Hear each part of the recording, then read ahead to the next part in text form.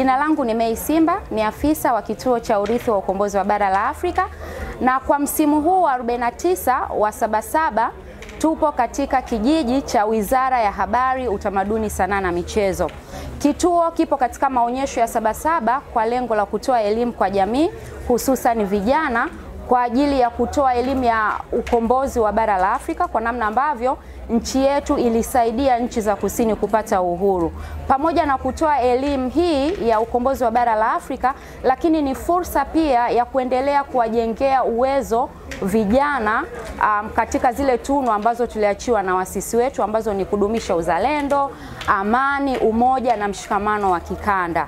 Sambamba na hilo, kituo kwa wakati huu kimejipanga pia kuuza bidhaa zake ambazo zimebeba kumbukumbu ya historia ya ukombozi wa bara la Afrika.